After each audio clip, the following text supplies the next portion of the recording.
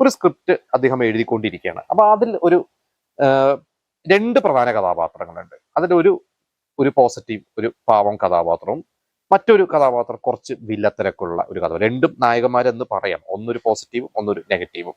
അപ്പൊ അന്ന് ബാലചന്ദ്ര മേനോൻ പ്ലാൻ ചെയ്തിരുന്ന അതിൽ ആ ഒരു നല്ല ക്യാരക്ടർ, ഒരു പോസിറ്റീവ് ക്യാരക്ടർ ദേവൻ എന്ന് പറയുന്ന ഒരു കഥാപാത്രത്തെ ആയിട്ട് ബാലചന്ദ്ര മേനോൻ തന്നെ അഭിനയിക്കുന്നു.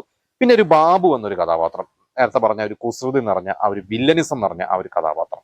അപ്പൊ ബാബു എന്ന കഥാപാത്രമായിട്ട് ആരെ അഭിനയിപ്പിക്കണം? അദ്ദേഹം ഒരു പുതിയ ഒരാളെ കാസ്റ്റ് ചെയ്യും. അപ്പൊ ആ സമയത്താണ് മഞ്ഞു വിരിഞ്ഞ പൂക്കൾ ഇറങ്ങുന്നതും മോഹൻലാൽ എന്ന് പറയുന്ന ഒരു നടൻ ഒന്നിങ്ങനെ ശ്രദ്ധിക്കപ്പെട്ടു വരുന്നതൊക്കെ.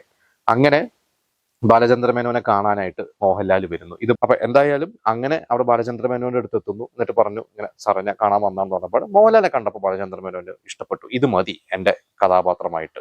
അങ്ങനെ അന്ന് അതിന്റെ പ്രൊഡ്യൂസേഴ്സ് സെഞ്ചുറി ഫിലിംസ് അവരോട് പറഞ്ഞപ്പോൾ അവര് പറഞ്ഞു മോഹൻലാൽ വേണ്ട, പകരം മമ്മൂട്ടി, ഇപ്പൊ സ്ഫോടനം സിനിമയൊക്കെ അഭിനയിച്ചിരിക്കുന്ന മമ്മൂട്ടി മതി.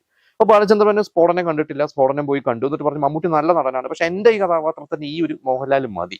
മമ്മൂട്ടി കുറച്ചും കൂടി ഒരു സുന്ദരനാണ്, കുറച്ചും കൂടി ഒരു ഒരു വേറെ ഒരു രീതിയിലുള്ള ഒരു ലുക്കും മാനേഴ്സ് ഉള്ള ഒരു നടനാണ്, എന്റെ കഥാപാത്രം മോഹൻലാൽ മതി എന്ന് പറഞ്ഞാൽ അങ്ങനെ ഇദ്ദേഹത്തിന്റെ ബാലചന്ദ്ര മേനോന്റെ പിടിവാശി കാരണം മോഹൻലാലിനെ ഉറപ്പിച്ചു.